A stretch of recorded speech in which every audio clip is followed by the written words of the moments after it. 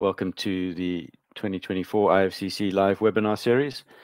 Today we're talking about diabetes. This is a major health epidemic that impacts all countries around the world. And today this webinar is going to be delivered by members of two IFCC committees, the Evidence-Based Laboratory Medicine Committee and the Education on the Use of Biomarkers in Diabetes Committee. We're going to look at two different markers of glycemic control, hemoglobin A1C and glycated albumin. And with this, we're going to look at some of the evidence for the use of these tests and look at some of the rates of diabetes mellitus, particularly in developing countries, and we'll discuss that in the last presentation. So as we move on, the first speaker today is Dr. Emma English. She's an associate professor at the University of Cambridge, and she completed her PhD also at Addenbrooke's Hospital in Cambridge, and is registered as a healthcare professional as part of her role. So Emma has a very broad experience of teaching and learning on a wide range of different health programs, and is currently chair of the committee that looks at the education on the use of biomarkers in diabetes for the IFCC, and she is teaching in the program at the University of Cambridge. So Emma, we look forward to your presentation, and we'll let you get on with it. So thank you for joining us today. Thank you. Let me just get my screen shared.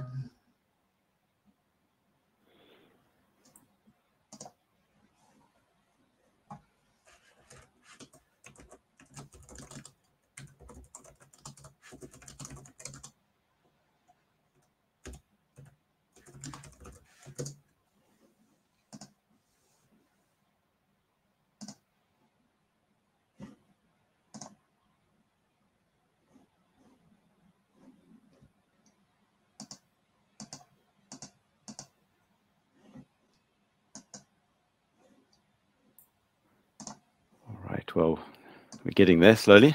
So I didn't introduce myself. I'm Dr. Andrew Dunn-Walkup. I'm a professor of medical biochemistry or pathology molecular medicine at the University of McMaster. And I'm chair of the Evidence-Based Medicine Committee at the IFCC. So hopefully Emma's getting herself lined up.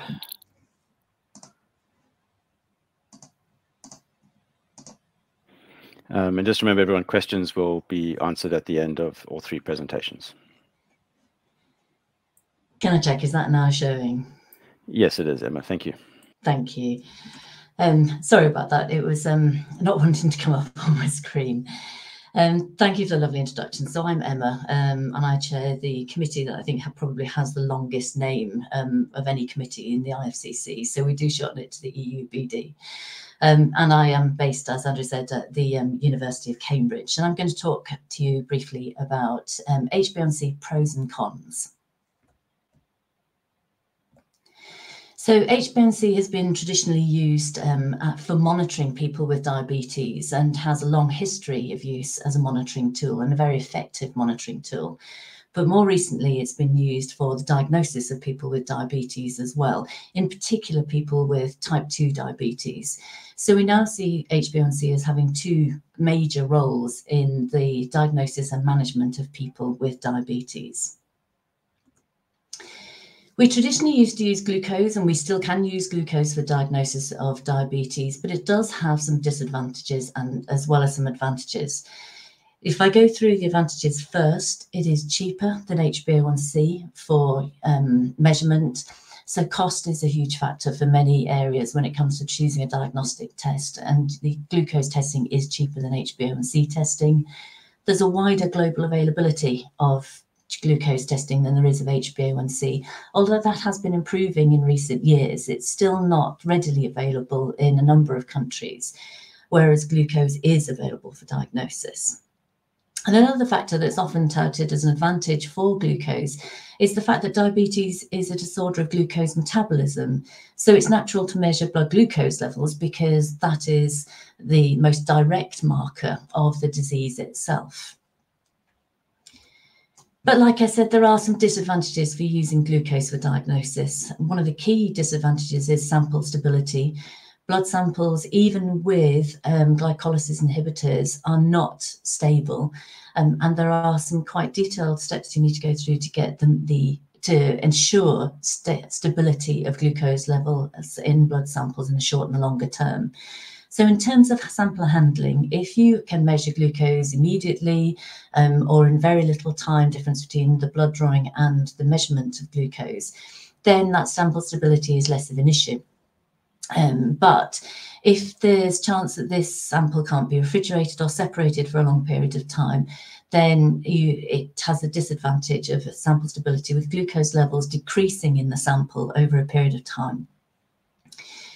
Patients are required to fast when we use glucose. For many of our tests, we have fasting plasma glucose tests, we have oral glucose tolerance tests. These both include fasting samples. And asking a patient to fast can be quite difficult because they may have other comorbidities that make it difficult, but also just defining a fast for a patient. How long do you need to fast for? What can you actually consume during that period of time? Is it clear fluids or is it only water? What about if you like a cup of coffee in the morning, can you have your coffee, and do you have to have it black and without sugar? These are all the kinds of questions we get asked when we ask patients, you need to fast for this blood sample. And they say, does that really mean nothing? Or can I have this, or can I have that? And how long for? And experience I've had is that many health professionals actually have a different approach to what a fast is, depending on what the blood test is that they are requesting. So you get differing advice in different areas. And the other big disadvantage of glucose is the biological variation. So the biological variation in glucose is considerably higher, even in patients who do not have diabetes, than HbA1c is.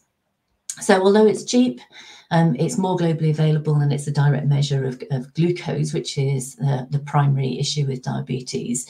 It does suffer from sample stability issues. The fasting requirement can be quite onerous, and it has increased biological variation compared with HbA1c. So let's think about some advantages of HbA1c. So we don't need to fast, and the samples are more stable, and there is a lower biological variation. In addition to this, international standardization is in place, which means that HbA1c values should be similar across the globe. So when you set international targets for diagnosis of diabetes, then with standardization, the aim is that anybody who has a diagnostic test done in any part of the world should get the right diagnosis, because we should be getting the correct value of HbA1c. HbA1c is a long-term measure of glycemic index and glycemic control. So although it doesn't give you the real-time in the now value for glucose, it gives you a good idea as to what the glycemic control has been like over the previous weeks and months. A lot of data has been gathered around HbA1c, and a lot of the outcomes and comparisons with HbA1c are values derived, which means that the studies that have been using HbA1c for monitoring have also been able to inform how it is that we might want to set diagnostic targets. And as we currently use it for the management and treatment of diabetes, and have done for many years, there's an awful lot of knowledge base around HbA1c and HbA1c measurement that still applies when we're looking at HbA1c for diagnosis. So it has its disadvantages as well. The diagnostic threshold is based on retinopathy data and not on other diabetic complications. So you could argue that by the time a person has diabetes-specific retinopathy, then they've had diabetes for some time. So is that the right threshold? And we shouldn't be using it for diagnosis of people with type 1 diabetes, and we can't easily use it for diagnosis in pregnant women or children. One of the other major disadvantages for HbA1c is that it can't be used in the presence of some hemoglobin variants, and it can't be used if there are disorders that result in altered red cell survival, because HbA1c formation is dependent on the lifespan of the red cell. If you alter that, then you will alter the value of HbA1c that you get. And there are queries around age and ethnicity as well. So just to go back to that original study where the cut points were set for diagnosis of diabetes, so our evidence for the threshold of 48 millimoles per mole in SI units, or 6.5% in percentage units. The data was primarily derived from the DTEC2 study, which was a really large study that included a huge number of HbA1c values. And HbA1c values and other glycemic values were plotted against diabetes-specific retinopathy. And when this became moderate to severe, this was the threshold that was chosen through ROC curve analysis for HbA1c, and DTEC2 came in around about 6.4% for HbA1c. Other studies have ranged between 5.7% and 7.8%. So with this data in hand, one of the disadvantages we've also got with HbA1c is where to set that cutoff. So the cutoff has been pragmatically chosen at 6.5% or 48 millimoles per mole. But there are some camps that say, well, actually, is this low enough? Should we actually have this higher? And there are other views that really we might want to lower it further so that we're trying to pick people up earlier who have diabetes. But it's a really difficult question to set. And at the moment, the evidence is for 6.5% and 48 millimoles per mole. So one of the other big factors I said is an issue with HbA1c is hemoglobin variance. Now, normal hemoglobin is made up of hemoglobin A, which is 2 alpha and 2 beta chains. And the tertiary structure and quaternary structure of hemoglobin means that there are 4 subunits, each of which bind together to hold the heme moiety and enable oxygen binding. However, there are other hemoglobins in circulation as well. So you may have patients with elevated levels of HbA2, where the 2 alpha chains and 2 delta chains are also presented. And you may have patients with HbF, fetal hemoglobin. And these are also alterations to the structure of hemoglobin. Now, when you have these changes or alterations to hemoglobins, then there's the potential to affect how glucose can bind to hemoglobin, but also how we detect the hemoglobin in our HbA1c assays. So just to recap in terms of types of interference, we have analytical interference, which is where heterozygous hemoglobin variants, which are commonly, the most common ones are S, C, D, and E,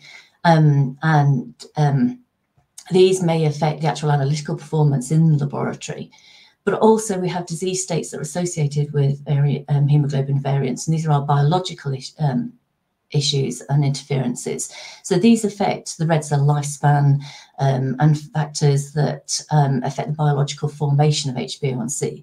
So we can have something like a hemoglobin variant where it doesn't affect maybe the assay that you're using, but if that patient is suffering consequences such as they have iron deficiency anemia or there's some other factor that's altering their red cell turnover, then you'll have a biological biological interference. So the things of types of interference that affect our analytical processes are, if you've got a structural change in hemoglobin, that changes the charge of the hemoglobin in some instances, which means the way it migrates on capillary electrophoresis perhaps, or ion exchange chromatography, means that you may get odd peaks or overlapping peaks where your HbA1c peak should be. It also, for immunoassays, for instance, could change antibody binding site on the hemoglobin, which then again alters the parameters of that test. And I said from a biological perspective, any disease state or hemoglobin alteration that alters red cell lifespan can impact on interpretation of HbA1c because it impacts the glycation rate of that hemoglobin. And these are just some of the common variants and the types of substitutions that happen for those variants.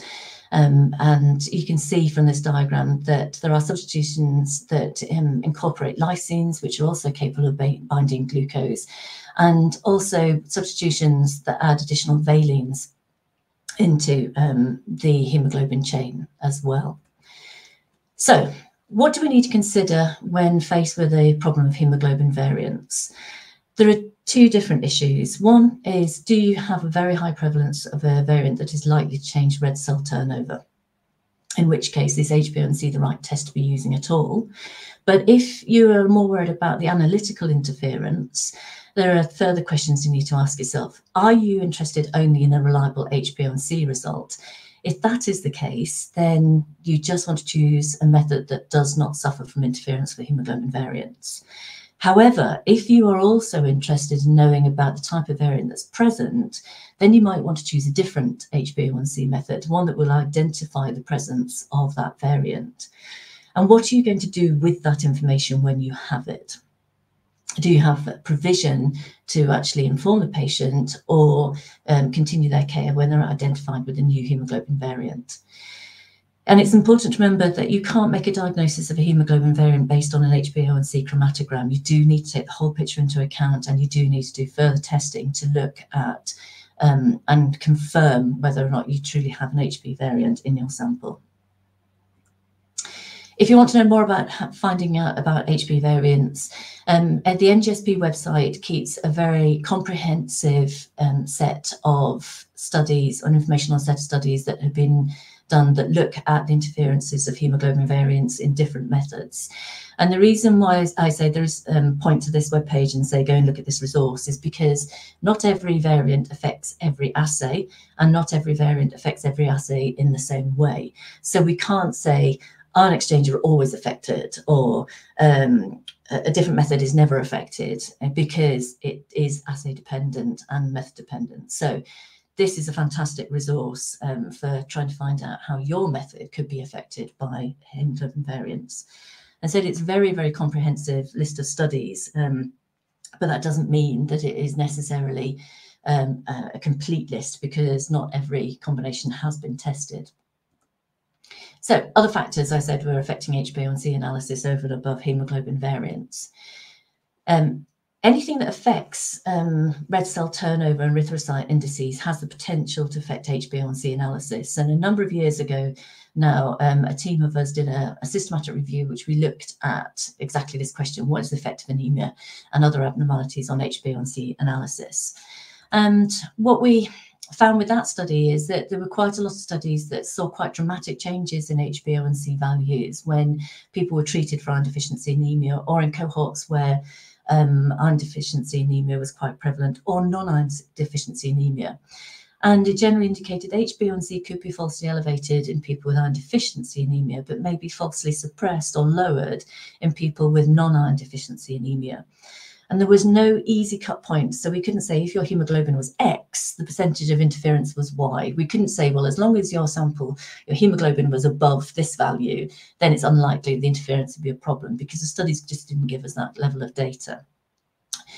The only conclusion we came to with that is if you've got any suspicion that there may be red cell indices affecting your HbA1c result, then to monitor those, and also to try and identify, if you are going to treat somebody for iron deficiency anemia, make sure that their red cell population is fully normalized before you start using HbA1c again. But we've done a more recent study. One of my PhD students looked at UK national data through the CPRD database, and she collated about 230,000 events and 130,000 participants. And she managed to get full blood counts, ferritin, creatinine, plasma glucose, and HbA1c. And she mapped the impact of potential anemia categorizations on HbA1c with and without creatinine levels, as well as a confounder. And she actually found that on a population basis, we don't really tend to have problems or significant deviations in HbA1c until hemoglobin falls below 80 grams per litre. So that gave us some reassurance that where we've got people with very mild anemia, we may not see dramatic effects on HbA1c. However, this is population-based data, and it doesn't always reflect the individual. So it's really important, if you have any suspicions, that you do investigate that individual. So she also looked at CKD and the impact of CKD on HbA1c measurement. So she had over 100,000 participants who were greater than 18 years and whose first HbA1c was greater than 42 millimoles, so high risk for diabetes. And then she mapped the apparent change of the HbA1c and fasting plasma glucose relationship as CKD progressed. And this was independent of anemia severity and etiology. And there was some mild impact with lower estimates of HbA1c in mild to moderate CKD, but it wasn't clinically significant. However, those patients who had more severe CKD did seem to have significant impact in terms of HbA1c values.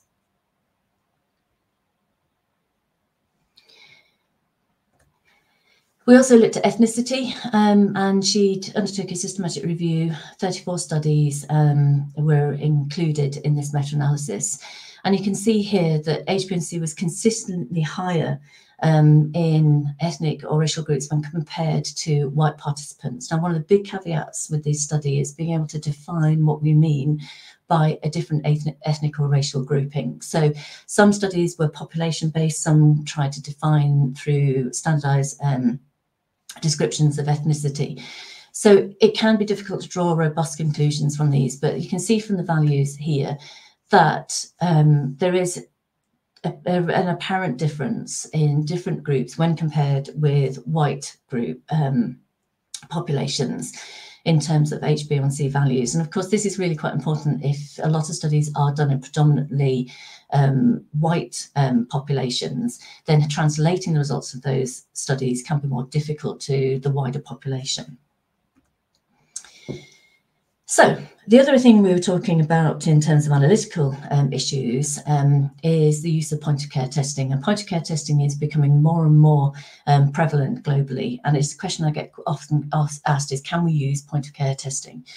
And the other question we also have is, when we look at cumulative impact of variables together, how does that affect how we interpret HbA1c? So I'm going to briefly talk on those 2 points.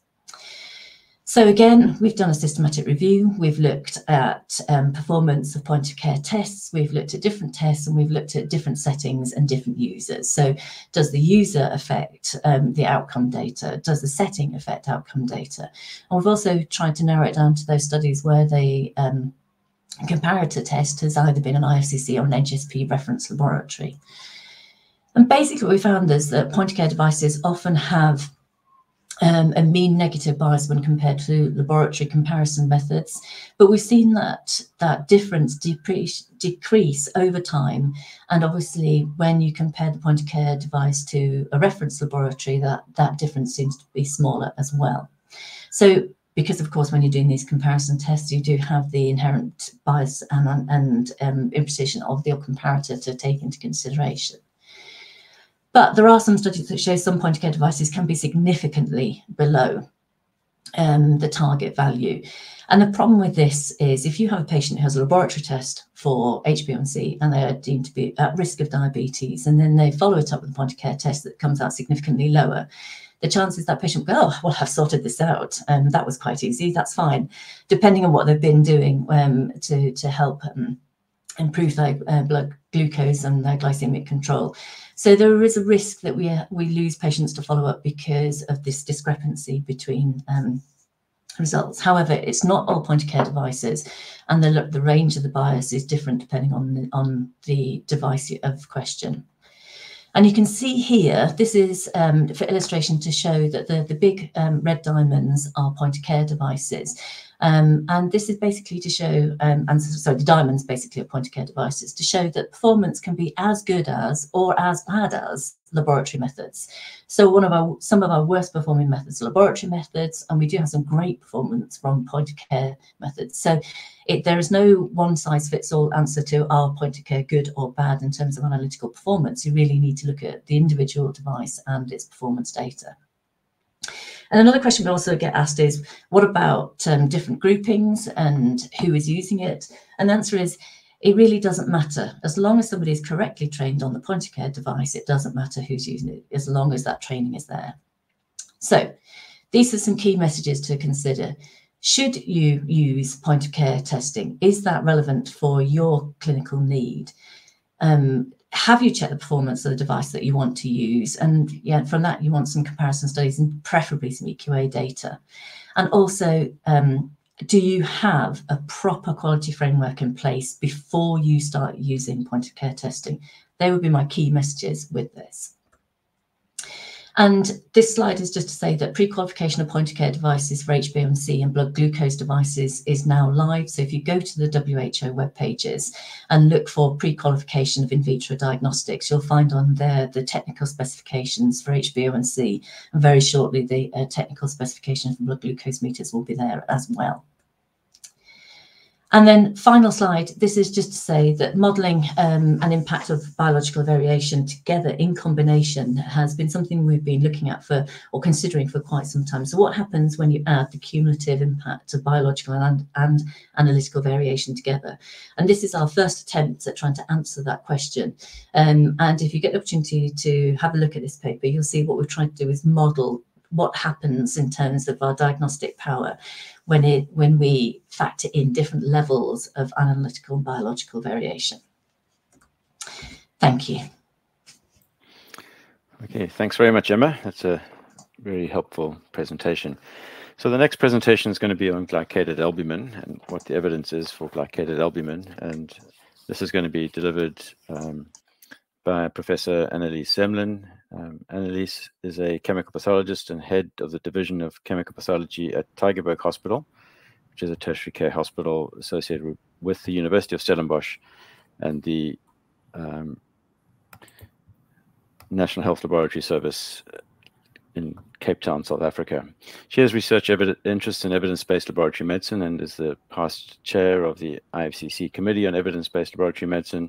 She's also a corresponding member of Emma's committee and has recently been elected to the Committee for Clinical Laboratory Management. So Annie, we look forward to your presentation, and you've got your slides up so you can get going. Thank you. Great. Thank you so much, Andrew, for the introduction, and good afternoon or good morning or good evening, depending where everyone is. I would just like to start by saying I have no conflicts of interest to declare, and then hop straight into Andrew mentioned at the beginning of this webinar, the silent or the so-called silent epidemic of diabetes. And as we can see from this map, which is taken from the IDF Atlas 2021, diabetes is a huge problem globally and expected to get worse. So these are the projections for the next 30 years. And we can see that the problem is especially dire in Africa, Middle East, Southeast Asia. Another huge problem with diabetes is that so many of the people with diabetes are actually undiagnosed. And even when they are diagnosed, most patients are then not controlled within the target levels. So just to kick off, what is glycated albumin? So glycation is the non-enzymatic addition of glucose to a protein, which forms a labile shift base. And we can see up until this stage, the reaction is still reversible. This then undergoes rearrangement to form the amidori product. And in long-lived proteins, we then have the formation of advanced glycation end products. Important to differentiate glycation from glycosylation, which is a physiological enzymatic reaction where a carbohydrate is added to a protein. So although when we think of glycated proteins, we think of HbA1c and also glycated albumin, all proteins can be glycated, and we know of fructosamine, which is the measurement of total glycated proteins. So if we look at glycated albumin, albumin is the most abundant protein in the human, and it has a molecular weight of 66 kilodaltons and is a single polypeptide chain of 585 amino acids. It's synthesized in the liver, has a half-life of 2 to 3 weeks, and is a negative acute phase reactant. So albumin has numerous lysine and arginine residues, which are prone to glycation. And the main target for glycation is lysine 525, where 35% of glycation occurs. So the functions of albumin, the normal functions of albumin, it contributes to oncotic pressure. It's our main transport protein, transporting metals, hormones, fatty acids, bilirubin, etc. It binds metals such as calcium and drugs, and it's also important in maintenance of pH in the buffer system. It has esterase activity and also antioxidant activity. So what happens when albumin is glycated? So it's not only a measure of glycation, it also affects the functions of albumin. The molecular weight changes, the esterase and antioxidant activity decreases, leading to increased oxidative stress. it loses its function as a transport protein, leading to, for example, increased free fatty acids and altered hormone and drug transport. So if we look at glycated albumin for glycemic monitoring, Emma did tell us now about HbA1c, which gives you a 3-month indication of glycation. Glycated albumin will reflect glucose exposure over the last 2 to 3 weeks, which is in line with the half-life of albumin. So it'll give you more rapid indication of improvement or deterioration of the patient's glycemic status. It also allows you to assess glucose excursions or fluctuations in glucose levels and to assess interventions more rapidly. So reference intervals for albumin, these were established, this was published in 2017, looking at numerous studies. And we can see that in general, in health, the levels should be less than 15. The new assays, new standardized assays actually have lowered that to about 14. Pre-diabetics, we're looking at levels of about 15 to 18. And for diagnosis of diabetes, levels of more than 18. But all differ according to studies and the method determined and the method that is used to diagnose diabetes. So we looked at, as part of one of our MED student studies, we looked at reference intervals in our population in Cape Town, South Africa. And we looked at 663 healthy individuals, which were part of a local reference interval study. And we determined glycated albumin levels on them using an enzymatic Werfen assay on our Roche analyzer. And we then used non-parametric statistics and found that our levels were between 10.7 and 15.2%. Of note, patients with a higher BMI had lower glycated albumin levels. So the uses of glycated albumin, we've now heard about some of the disadvantages or situations where HbA1c is not that reliable. So it is a superior marker in patients with chronic kidney disease.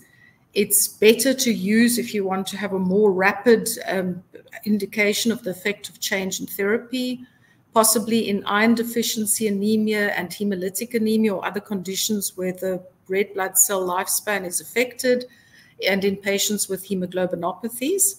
In pregnancy, it also gives a quicker assessment of glycated status or glycemic status, and higher levels have been associated with outcome or adverse outcome in the pregnant mother and also with neonatal complications. However, there are also some limitations to the use of glycated albumin. So decreased glycated albumin levels are found in conditions where albumin metabolism is increased. For example, in hypothyroidism, nephrotic syndrome, cortisol excess, or infants. And these patients have lower than expected glycated albumin levels. And then we can get falsely increased levels where there's decreased albumin metabolism, such as in hypothyroidism, or in patients with liver cirrhosis where albumin turnover is prolonged. And then also because albumin is a negative acute phase reactant, inflammatory states will affect it. For example, patients with obesity, smokers, and those with high levels of uric acid and triglycerides. And the increased BMI can decrease glycated albumin, and that's thought to be not only due to inflammation, but also possibly due to the influence of obesity and inflammation on glucose metabolism and glycation of albumin. There's various methods that are available for determination of glycated albumin, such as colorimetric, HPLC, mass spec is not in routine use, and then the enzymatic method, which has been developed over the past 15 years and is used or was developed by the Japan Society of Clinical Chemistry. There is a reference method available for the albumin, which is isotope dilution liquid chromatography mass spec, and there is a reference material, and the assay has now been standardized. So let's have a look at some of the evidence for the use of glycated albumin in diabetics. So The same student who did the study on reference intervals then looked at the performance of glycated albumin in our local population, which had previously been described as a population at high risk for diabetes with an 18% incidence of undiagnosed diabetes. And looking at almost 3,000 or 1,300 of these individuals, we found that glycated albumin performed less well than HbA1c. We used the diagnosis of diabetes with oral glucose tolerance test and HbA1c. And the cutoffs that we found were 14.9 for diabetes and 12.75 for pre-diabetes. So if we look at some of the other studies that are available looking at glycated albumin to diagnose diabetes, we can see that the area under the curve varies from 0.67 to excellent performance of 0.91. This all obviously will depend on the study size and also what was used to determine diabetic status, and also the assay that was used to determine glycated albumin. So this is just showing a large meta-analysis looking at numerous studies, and we can see most of these studies come from Asia. And looking at cutoffs, we can see that they vary quite substantially between 14 to over 20, again, depending on the assay that is used and depending on when the study was performed and the study size. So this heterogeneity with evidence and results that we find makes it difficult for us to actually say that we can incorporate glycated albumin into evidence-based guidelines. So glycated albumin has also been associated with cardiovascular risk, and this is just evidence from two of the studies, the community-based ARIC study, which showed that glycated albumin has associations with retinopathy, kidney disease, cardiovascular disease, and mortality, which is similar to what has been described with HbA1c. The Hisayama study is a large study in Japanese participants, more than 40 years old, and they were followed up for 10 years. And they found that the cardiovascular disease risk increased significantly as glycated albumin levels increased, and this was in subjects with and without diabetes. Then these are two studies that were recently published in Clinical Chemistry in 2020, looking at participants from the huge NHANES study. And the first study looked at association of glycated albumin and HbA1c with all-cause and cardiovascular disease mortality. And looking at almost 13,000 participants that were enrolled between 1999 and 2004, with a mean age of 45.7, followed up for almost 17 years, they found that increased HbA1c and glycated albumin was associated with all-cause mortality, and that was more in persons with diabetes. And then the other study looked at the association of glycated albumin for the diagnosis of diabetes, and they measured glycated albumin in samples that had been stored and evaluated its ability to diagnose diabetes at both HbA1c and fasting blood glucose thresholds. They found that glycated albumin had excellent diagnostic criteria, and the area under the curve that they got was 0.82 to 0.95. And they suggested that glycated albumin is useful to identify patients with diabetes. And this is just looking at some ROC curves from this study, and we can see that it still does not perform as well as HbA1c or fasting plasma glucose. So recently studies have looked at possibly using glycated albumin then instead of using it on its own to rather use it as an add-on test. And it's found that adding glycated albumin to other glycemic markers could improve the success or therapeutic success in diabetics and ultimately lead to less complications and cost reduction. A study in Brazil looked at the performance of glycated albumin and HbA1c, who were in patients referred for an oral glucose tolerance test, and they found that glycated albumin actually detected different individuals who were missed if only HbA1c would be used.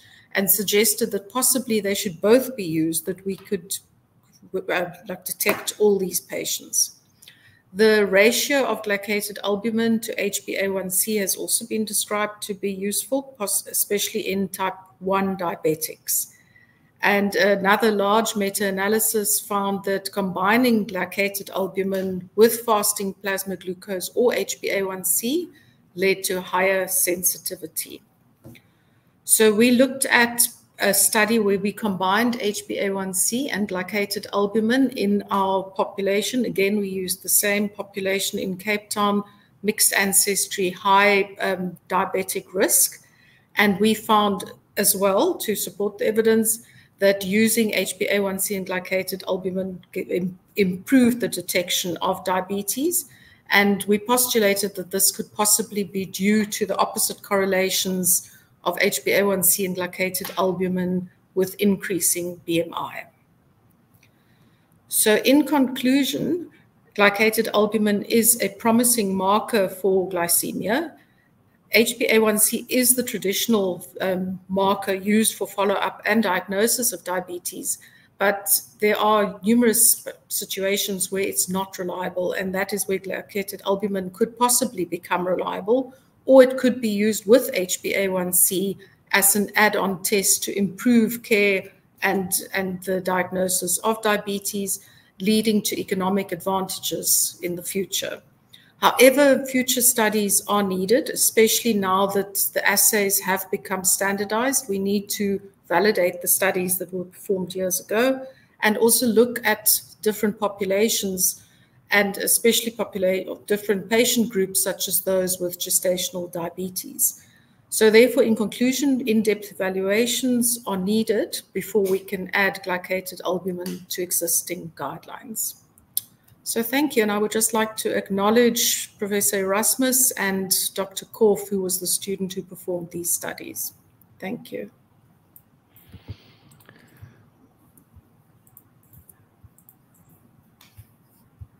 Okay, thanks very much, Annie.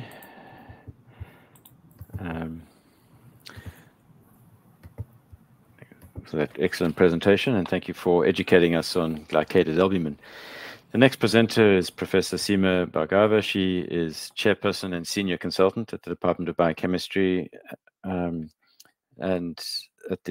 which is based at the Gangaram Institute of Postgraduate Medical Education and Research at the Sir Gangaram Hospital in New Delhi in India. Seema is a very distinguished person in our field of clinical chemistry and medical biochemistry. She has immediate past president of the Association of Clinical Biochemists of India, so has been well recognized within her own community. She's a member of the IFCC Evidence-Based Laboratory Medicine Committee and has recently been placed on the task force for laboratory medicine practice guidelines at the IFCC as well. She has a number of other roles as chairperson and director, and she is well published with many publications. Over 100 and odd papers and abstracts have been published by Professor Bhargava, and she's also written a book, so she's well versed in academic interests as well. So Seema, we're looking forward to your presentation on diabetes and how it relates in developing countries and how we apply these tests. So thank you very much.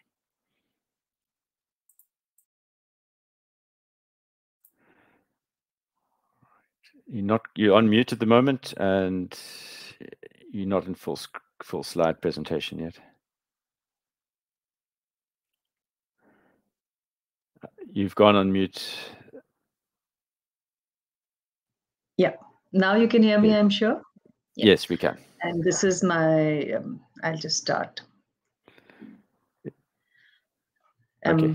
Is it visible now? Perfect. Yeah, okay. Yes, that's Thank good. you so much, Andrew. And not only for the introduction, but also for allowing me to be part of this program, especially through the Evidence-Based Laboratory Medicine Committee, which you chair. And thanks to IFCC also for allowing us this opportunity of not only talking about a few things, but placing across, or rather putting across our own points of view also. So there might be some gray areas.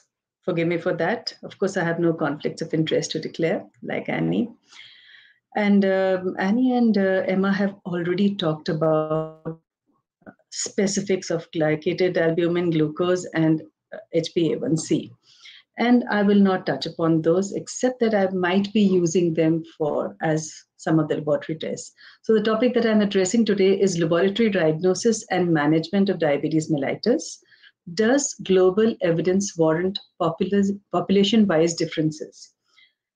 And this, of course, Annie has already dealt with, that this is the prevalence all over the world, with the big pockets in the south of North America and in the north of African continent, as well as in the Middle East and some parts of Asia, and also lesser prevalence in Bhutan, China, southern part of Africa and northern part of North America, and the Pacific belt. What we also need to know is what is the rate at which diabetes prevalence is increasing. And as you can see in this, the expected increase is maximum in the south of the African continent, and followed by the north of the African continent. And then after that, it is we in India. And then the others follow at 14, 35, and 16%. But the three major areas I would like to address is the African continent and the Southeast Asia. So we are not alone, although India is supposed to be the diabetic capital of the world, but I'd say that we are not alone in that. We have many other companions there, unfortunately. And apart from the fact of the prevalence of diabetes, we also have to look at the rate of the undiagnosed diabetes. And as you can see here, that is maximum in Southeast Asia and the Western Pacific regions. So putting these two slides together, I have just put across some data which shows that the areas that have maximum probably morbidity of diabetes mellitus would be the whole of Africa, Middle East, Southeast Asia, and South and Central America, or South and Central parts of North American continent. So maybe we are not alone in requiring some special considerations with regard to diabetes for diagnosis as well as management. To be specific, let me tell you that India, of course, we have 77 million diabetics as of 2019, which I'm sure is 80 by now. But what is even worse is that we have 43.9 million undiagnosed diabetics, which is about 1/3 of the total population of diabetics. We all know the diagnosis. We have absolutely all the guidelines are quite clear about this, that anything between 100, glucose and HbA1c are the mainstay as per the guidelines for diagnosis of diabetes. Glycated albumin has not yet been included.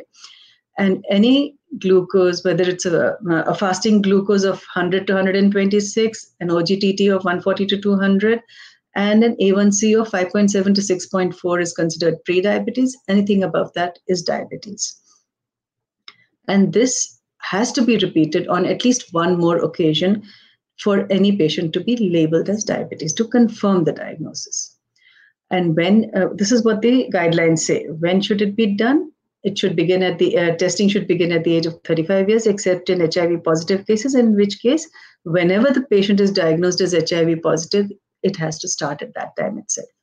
People with pre-diabetes with an A1C of 5.7 to 6.4 should be tested yearly, irrespective of age. People who are diagnosed with gestational diabetes mellitus should have a lifelong testing at least every 3 years, irrespective of age. But the first testing has to be 4 to 12 weeks postpartum. And in that, the cutoffs for gestational diabetes mellitus are slightly different. But when we do the test at 4 to 12 weeks after postpartum, we have to use the cutoffs that are used for the general public. And in addition, they also say that if results are normal, testing should be repeated at a minimum of 3-year intervals with consideration of more frequent testing depending on the initial result and depending on the risk status of that particular individual. And they say who should go for these tests.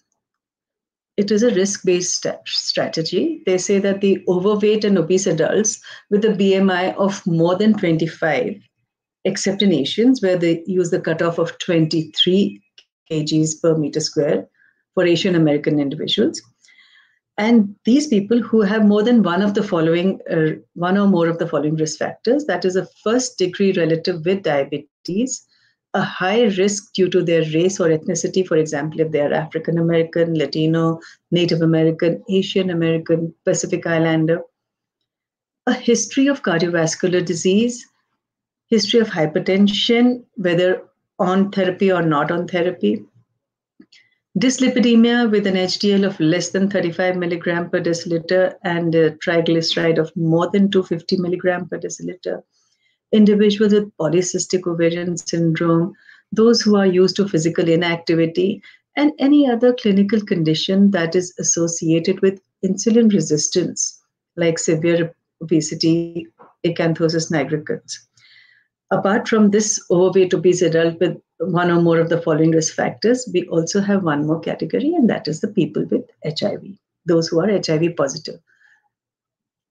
So then what are we talking about? So to summarize it, they say that for normal subjects, you repeat an evaluation after 3 years.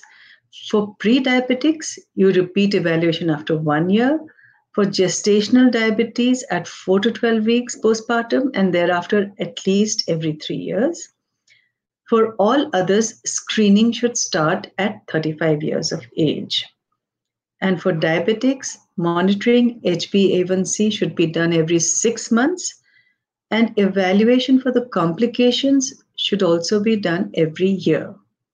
This is what our ADA and NICE guidelines talk about, and some other guidelines also, which are international. So just to pick up on HbA1c, which is one of the mainstays of diagnosis, we found that over the 10-year period from 2012 to 22, we received there was an increased utilization of HbA1c from all departments, whether they were from the medicine where you expect diabetes mellitus patients to be, but also from cardiology, gastroenterology, and everywhere there was an increase. Now, what about the actual levels of HbA1c? So here we're showing you over a 15-year period how not only the utilization increased, but probably we detected many more pre-diabetics and diabetics because of an increased utilization of HbA1c. Now, this is the data for tertiary care hospital, and I understand, as Emma told us, that one of the disadvantages of HbA1c is that it is not so easily available, it is not so cheap. It may not be available, well, in UK they may be available, in Europe they may be available, everywhere. But in our country or in other developing countries, it would not be available, easily available in the rural areas, which probably in our country, 80% of our country is rural. So what can I say about anything else? To summarize that slide and give the actual value, so what does it tell us really? It tells us that there has been an increased ordering up to 10-fold, even for those without family history of diabetes, which is a good thing because we are at least ruling out diabetes in such patients. Then there is an increased incidence of diagnosis of prediabetes, which I already said. And probably this helps us towards early diagnosis and maybe better management. Whether it is, whether this increased evidence is because, this increased in pre-diabetes and the increase in the normals is because of a better lifestyle, we can't be too sure. Now, these guidelines, the only difference that they have quoted in addressing challenge of diabetes mellitus in Asians is that they take the cutoff of a BMI of 23 instead of 25 for the rest of the population. And yet, as I showed you, that we are not alone in the high morbidity of diabetes. It also occurs in Middle East and Africa and southern parts of North America. So there is no reference in any of these guidelines to these other populations with a high incidence and prevalence of diabetes. So therefore, are these guidelines adequate to change the trend of diabetes in all these high prevalence regions? Or should there be a different, more aggressive approach? What we actually require for diabetes is early diagnosis, special clinics for pre-diabetes, and early identification of complications. This has to be the focus. People are going to get diabetic, but we need to address these things earlier. So then, what could we do towards this? We could have mandatory population checks, door-to-door surveys that would then include registering their BMIs, their family histories, the other precipitating factors like obesity and hypertension, lifestyle in terms of their dietary habits and exercise habits. And the first survey would probably, if it were feasible commercially and monetarily for the governments to do so, if we could do an HbA1c for all these, during all these surveys, for each and every family member, for each and every family that is there that we survey. This would help us to establish a prevalence in the region. And then in regions where prevalence of diagnosed or undiagnosed diabetes is high, testing may begin at 18 years rather than 35, because in that gap of 18 to 35 years are the young adults who actually land up in a lot of complications. The high amount of stress that is present in today's world, they go through a lot of pathology and a lot of oxidative stress also because of stress. And that will precipitate diabetes and many other diseases and cardiovascular disease. We know that the incidence is increasing every year. So having got that data from the first survey, we could divide them into normals, pre-diabetics, and diabetics. And then for the normal subjects, we could make sure that the education starts in school itself with respect to nutrition and diet diversification, the exercise habits that one should follow. HbA1c should be checked in children and adolescents too, wherever the need seems to be there. For example, if a child seems to have diabetic parents, or if the child is obese, or if the child is inactive, or if there is any other risk factor that is visible. So maybe from the age of 10 years onwards, they should be screened for whether they require an HbA1c or not at that age. For pre-diabetics, one could have special pre-diabetic clinics where rigorous implementation of dietary changes and exercise habits could be taught, and also they could have demonstrations. And HbA1c should be checked every year for these pre-diabetics, not every 3 years, as at least in these endemic regions of the world where the prevalence is high and is increasing at a very high rate. So if we then catch them early, it would be the best situation. So as per the guidelines, if diabetes mellitus is diagnosed before the age of 30 years, genetic testing should be done. And this is a paper that has been recently published by Sachs, and they have really given a beautiful, cohesive summary. I say summary, but it's a 20-page long paper. And it has put together the recommendations of all the guidelines in every aspect of laboratory diagnosis and management of diabetes.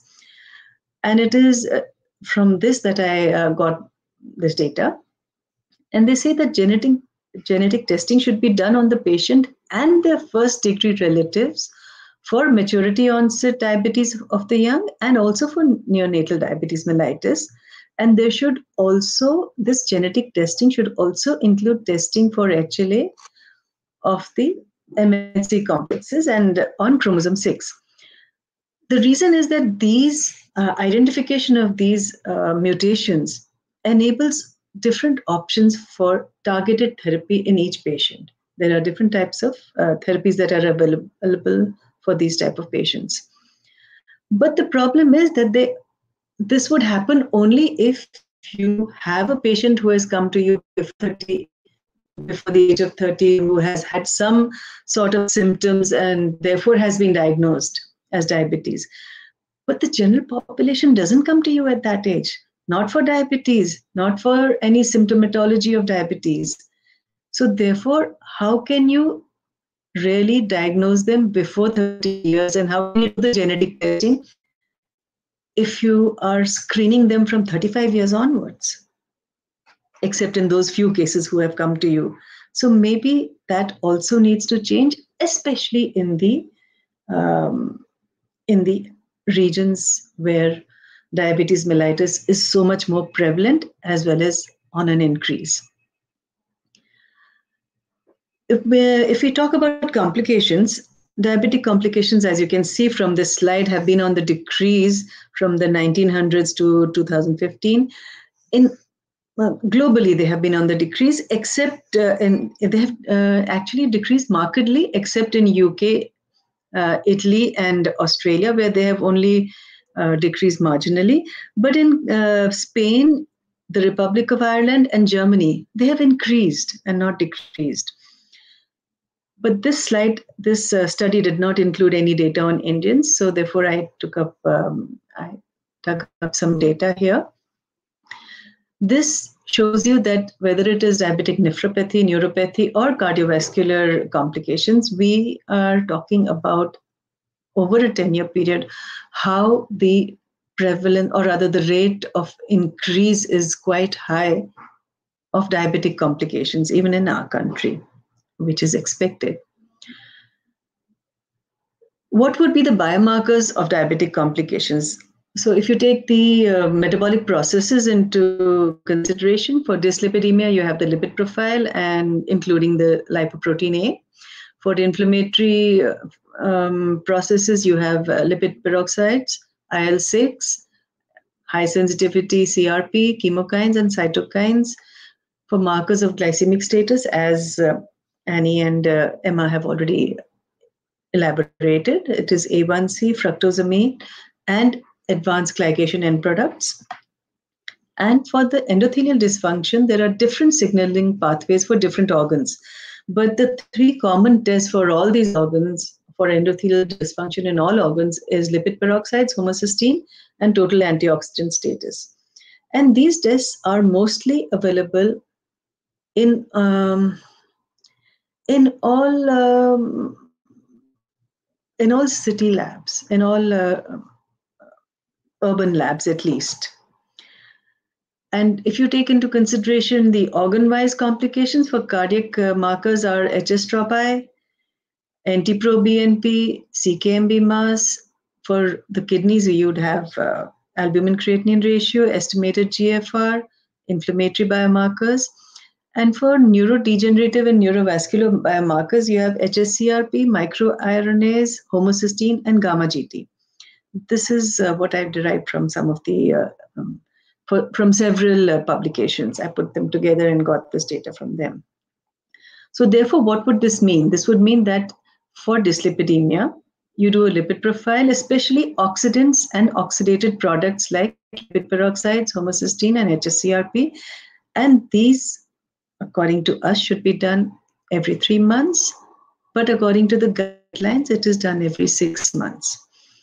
Then for acute cardiac events and chronic cardiac conditions, the test to be used would be HS-tropi, NT-proBNP, CKMB mass. And when would you do them? When the patient is symptomatic, or at 3-month follow-up when previous results are normal and the patient is asymptomatic, or as per the clinician's advice, when earlier results are high, or if the patient is coming with the symptoms of, say, a chronic cardiac condition, a CCF, or even an acute MI. So what they say is the guidelines say that these should be done every 6 months. And we are again emphasizing that in these countries and in these regions of the world where diabetes is so high, if we want to reduce the prevalence, if we want to reduce the morbidity, we have to catch every complication much earlier and probably even prevent it. So therefore, a 6 months gap may not be the best. If that is okay for the rest of the world, then it is not good enough for those where morbidity and prevalence is high. For the kidneys, of course, it is urinary albumin and urinary albumin creatinine ratio and EGFR. The ACR is one of the best tests for this. It is simple, it is available everywhere, and it gives you much earlier definition of kidney functions than a serum creatinine does, because serum creatinine gets wonky much later in the disease. So again, guidelines say every 6 months, we request every 3 months. It is again something to be debated and something to be actually, we need to gather data for it. This is just a suggestion as we are putting here. And of course, you also do it whenever there are direct or indirect symptoms of renal failure.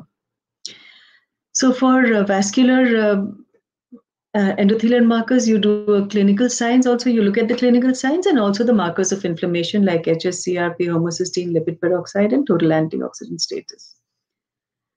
For neurological and neurovascular biomarkers, as I've told you, are the hsCRP, microRNA, homocysteine, and gamma-GT. But also you have certain nutritional markers which impact the neurological system very closely, and that is vitamin B12, B6, and folate. So ADA guidelines suggest that estimation be as per the clinical requirement or as per the evidenced clinical symptoms. But our suggestion would be that for high-risk populations, it should be done every 6 months if the patient is below 50 years and every 3 months if the patient is more than 50 years, even in the absence of symptomatology. Because by the time your symptoms have come, that means the disease has really set in properly. You don't want to wait for the symptoms. You want to preclude them and exclude them. So mandatory population checks and glycated hemoglobin levels by POCT, for example, as Emma said, that they are available, though maybe not the best, most reliable. And genetic markers for MODY and neonatal diabetes mellitus.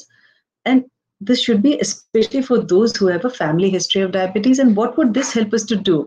This would help us to ascertain the prevalence of, give us some prevalence data. For those with a glycated hemoglobin less than 5.7, general advice about diet and exercise should be given, and probably we would be able to prevent diabetes in such subjects. And for those who are in the pre-diabetic stage, if we give them detailed dietary and exercise advice and follow up every 3 to 6 months, we might be able to prevent diabetes or at least diagnose it early, very early.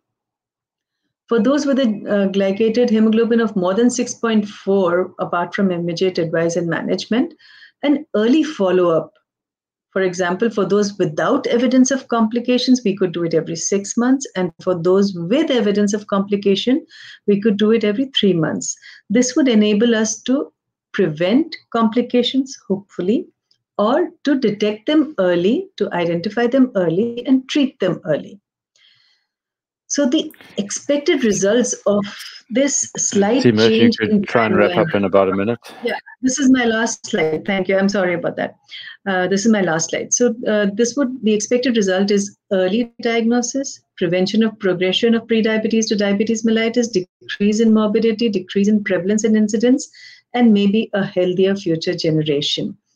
And thank you very much. That is all I wanted to say. I hope we can do this, but we would have to go through many we'd have to have several studies before we can actually implement such changes in the guidelines. I'll stop sharing now. Right. Well, thank you very much for that very comprehensive and educational presentation. I'm sure I think you answered lots of the questions that were in the chat already as you gave that presentation. So thank you very much for doing that. Okay, so if the other speakers can please put their cameras on so we can go through some of the questions that we have available to us in the chat. So if you have questions, please put them in the chat. Those we cannot answer during the presentation, we will answer subsequent to the webinar. We'll get a list of all the questions and we'll endeavor to answer those as quickly as we can and get those replies back to you. All right, so I think there's been a couple of questions on the point of care hemoglobin A1C assays, and there were two questions about differences between the results of a laboratory assay and a point of care test. And so Emma, I don't know if you want to comment on differences between assays and enlighten us on that one. Thank you.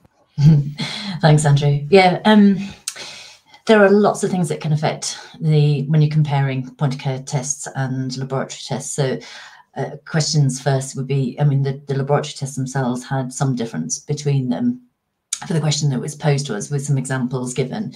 But the example given had a quite significant difference, with the point of care test being 2% lower than the laboratory tests. Now, factors such as the bias of individual devices. So if the laboratory tests were a little bit high and the point of care was a bit low, cumulatively, you'll see a bigger spread of bias.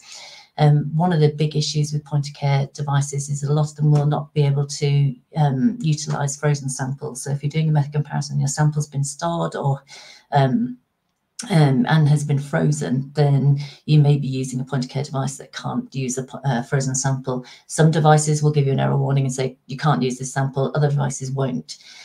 So that is one of the ones that's quite significantly different with point of care devices compared to laboratory devices, because a lot of the time you see studies where samples have been collected and frozen, then they get analysed in batches, whereas that's less possible when using point of care devices. So it's probably multifactorial that have cumulatively put that there, or there could be an interference that is affecting the point of care test that hasn't yet been identified. So I'm sorry, that's quite a hand-wavy answer in many ways, because it is multifactorial, but it would be a case of trying to sort of break down the differences between the samples by doing a string of tests looking at what could be the potential issues then.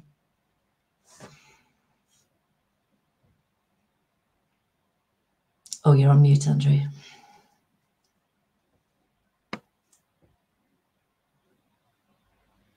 Andrew, you're on mute. Andrew, you're muted. Okay, thank you for flagging my mute error in running these meetings. Apologies. So Emma, I was just saying there's also a question about variance in the not being detected by point of care testing. I don't know if you want to just, I know you just mentioned it there, but maybe just reinforce that response as well. Thank you. Yeah, so a lot of them will not tell you if there's a variant present, and you would have to read the literature to see if that a variant has been identified to be an interferent, or at least read the literature from the kit. The point of care devices where there is a known interference, it will or should be in the information within the kit, the information for users. There are a couple of devices that do have the potential to actually give you a chromatogram and show you, but the majority won't. So again, it's looking at the literature, asking the manufacturer what studies have been done, what evidence have you got? And my colleague in the Netherlands, Dr. Anne Lenters, has a lot of experience with point of care devices and is always open to queries. If you've got unusual results, is quite happy to try and tackle looking at them or answering those questions for you, as well as any of us. We're always happy to give support and suggest ways in which you might investigate discrepancies. But yeah, if you don't have one of the devices that can show you a variant, again, it's looking at literature, is there potential? And then asking the question of yourself, do you want to detect that variant, or are you happy with a device that is not affected by it but won't tell you? And I wouldn't necessarily move to point of care glucose for diagnosis, because that I would prefer to use either laboratory glucose testing in a controlled environment or use a laboratory HbA1c. Okay, thank you, Emma. All right, so Annelies, a couple of questions on glycated albumin, but some of them are to do with glycated albumin and fructosamine. You did mention fructosamine as you started off the presentation, but can you sort of describe maybe the differences, and then why fructosamine's been around a lot longer than glycated albumin? So why are you talking about glycated albumin? Okay, so yeah, fructosamine is the glycation of all proteins. So most of it would be albumin, seeing as that is your more abundant protein. And yeah, there has been an assay for a few decades. Problem is the standardization of the assay and interference and pre-analytical variables, was obviously because you're measuring all the proteins. there can be factors that affect various proteins, whereas glycated albumin is only looking at albumin. Also, the glycated albumin assay has been standardized and has been improved, and yeah, so it's most probably a better assay with less interference and more reliable. Okay, so you just mentioned the glycated albumin is standardized. There's a question that maybe you and Emma could just reflect on: the standardization of glycated albumin. Is this equivalent or comparable to hemoglobin A1C? So I'll kick off, but I'm sure Emma will have to help a bit. So the Japan Society of Clinical Chemistry identified albumin and has a reference material and reference method, but yeah, it hasn't undergone all the stringent standardization that HbA1c has. It has the one reference lab, and as far as I know, it's not registered, the material. I don't know, Emma, you must maybe correct me. Yeah, so I think there is a standardization process in place with calibrators. It's not the calibration material, but not the actual method itself, are listed on JCTLM. I think the big differences are that whereas HbA1c is longer established and has a network of laboratories that provide data that cumulatively go towards that standardization process, there is only one lab and method available at the moment for glycated albumin. You know, that means that we don't have that network to draw on and give us that more sort of the wider confidence with the data. And HbA1c has more calibrators available than glycated albumin. So I think a lot of the key components are begin to be in place for glycated albumin, but they're not the scale and scope that we have for HbA1c at the moment. Okay, so thank you for those answers. Seema, there was a couple of questions that maybe you can just help with. But the first one, you know, different guidelines for diagnosis and management of diabetes mellitus. Should there be different guidelines from the ones? I mean, there are different international guidelines, different types, but when you have guidelines for diagnosis and then for management, should they be together or should they be separated? And you're on mute at the moment, sorry, because I got caught out on that too. Seema, you're on mute. Yeah, this is my opinion, but hopefully many of you would agree with me that so far as the test cutoffs are concerned, they can remain the same, but the timeline of testing probably needs to be different for those with a higher prevalence and a higher morbidity of diabetes mellitus, those regions of the world. So you may call them underdeveloped or whatever regions, because I don't think the Western Pacific regions are underdeveloped, but they also have a very high prevalence as well as a very high rate of increase of diabetes mellitus. So in these areas, I would think that the timelines should be different. But again, we would have to do a lot of studies which would ascertain that, yes, actually it makes a difference in different populations, that having done this, say, 5 years, 10 year study, having done this, it has improved our, having implemented earlier timelines for testing, has improved our diagnosis, our prevention, and decreased our morbidity and mortality. Only then can we include them in guidelines. Okay, thanks, Seema. And there was a question, if someone wanted some clarity on one of your statements. They said, does the number for hemoglobin A1C in India that are in thousands of units as for 2022, is it 24 million of tests nationwide? I think it was just one of the details you gave on your slide, but maybe you can answer that in the chat, but we don't need to maybe touch on that. And there's another one about adding lipoprotein a as part of the biomarkers for dyslipidemia. The question is, should the lipoprotein a be a routine test? That is, again, another gray area. Recently, we have been doing a study on familial hypercholesterolemia, which is quite prevalent in India. So I can only talk about India at the moment. And we are part of that study. We have actually just started it about 6 months ago, but there has been data from many years, for the last 20 years, which shows that lipoprotein A amongst Indians is quite high. And for that reason, it should be in the first screening lipid profile that is done for any patient. One time lifetime LPA is a necessity. Subsequent levels doing it, even though LPA will, because it has two counterparts, it has a LDL part and it has a protein, lipoprotein. So the LDL part can vary, and therefore lipoprotein A may also marginally vary, but in general, throughout life, it remains the same. So therefore, doing it once in a lifetime to assess your risk for cardiovascular disease is a good thing. Okay, thanks, Emma. So, Emma, going back to hemoglobin A1C, there's two questions in the chat about one, is hemoglobin A1C contraindicated in pediatrics? And if so, what can pediatricians use? And then there's another one that says, why is hemoglobin A1C not recommended in pregnancy and the pediatric age group? So both two populations, and I think maybe you just get the right message across. Yeah, so it's not that they're not recommended at all, it's they're not recommended for diagnosis of diabetes in children and pregnant ladies, was the point I was making. Okay.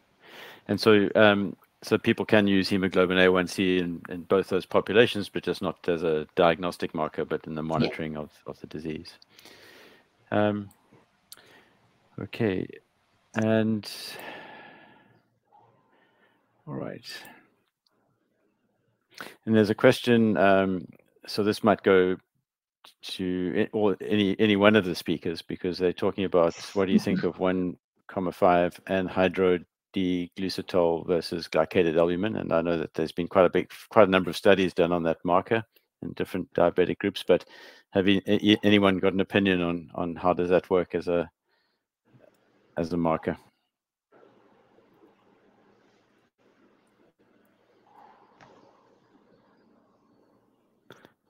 No one's volunteering to answer on that. Yeah, well, maybe it's just the availability of the assay, and the glycated albumin assay is readily available. The enzymatic assay can be adapted and used on any large analyzer. So I think it's maybe just the availability of the assay. Okay. Sure, if others have something. All right, and so. Annie, when you say that, how available is the glycated albumin assay? Is it widely available, or is it quite limited? Well, again, I think Emma might have to correct me, but there's the enzymatic assay, and then you can. So when we did our study, we just verified it on our Roche analyzers, so it can be adapted to the automated analyzers. Yeah, and I think glycated albumin availability is not as wide as you think it would be, and for a long time we couldn't get it in the UK, and you'd kind of expect us to be able to, but we haven't been able to. So and so I think it's possibly, there are lots of studies done, but it's trying to anchor both of them in a way where you've got the latest versions of the glycated albumin tests against the latest versions of any comparator test, and then being able to draw conclusions on it. I suspect there will be more data over time, but I don't think the data is strong enough at the moment to draw meaningful conclusions. Okay. Right. So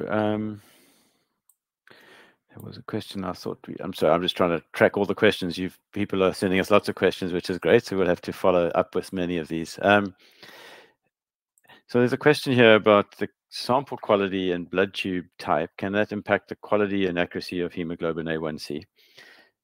So maybe, Emma, I don't know if you want to take that one. Yeah, certainly sample quality, because like I said, if there's something that's disrupted red cells, then not all analyzers will be able to detect that and may give erroneous results, multiple freeze-thaw cycles, and then incorrect storage of the samples. Incorrect storage of the reagents as well can often be a big problem. We often think it's a sample issue, but we have to remember the reagents as well. And in terms of blood tubes, not all methods can utilize all anticoagulants. So there are some methods where there is a preference to use one anticoagulant over another. So it's really important that the instructions for users are actually reviewed, and we don't make the assumption, for instance, that an EDTA whole blood is the perfect sample for all methods, or that just because it's an anticoagulated sample, any anticoagulated sample can be used. Okay. And there's I mean, I'm not sure if you know this offhand, the total allowable error for hemoglobin A1C. Is there a guide for what we can use? So we use sigma metrics, which uses total allowable error to set cutoffs for HbA1c, and the cutoffs are 2 sigma and a total error of 5 millimoles per mole. And but it's increased to 4 sigma if the device is being used for a study. So and that's set at a cut point of 48 millimoles per mole. So that's the sigma metrics guidelines, and if you can search sigma metrics in PubMed and HbA1c, that paper should be freely available to anybody who wants to read it. And that's the standards that were set by the IFCC committee a few years ago. And that's what we work to with most of our evaluations as well. Okay, thank you. All right, so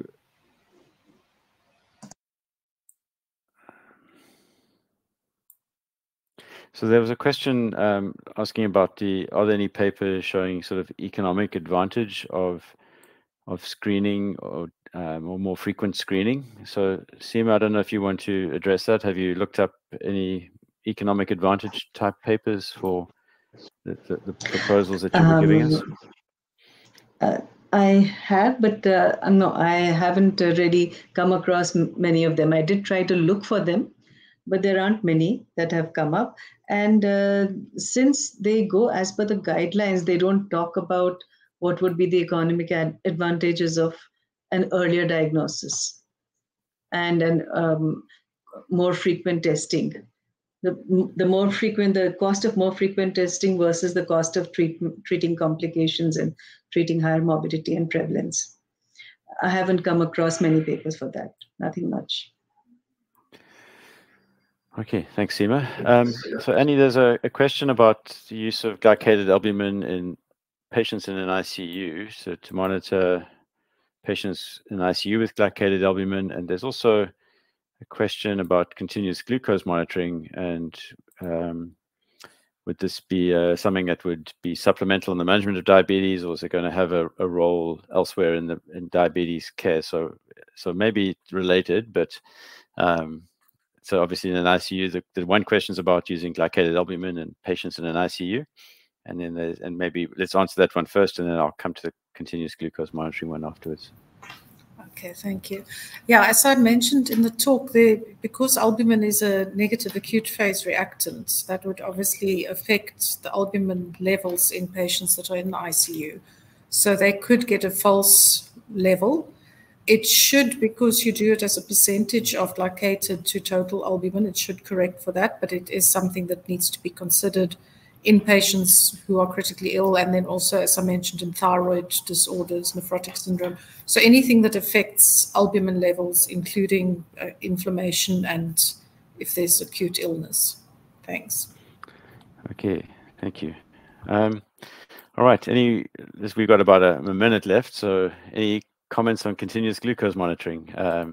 So do you see this as a replacement for some of these analytical techniques, of either hemoglobin A1C or glycated albumin, or is it a supplemental data source? So any opinions on continuous glucose monitoring? Emma?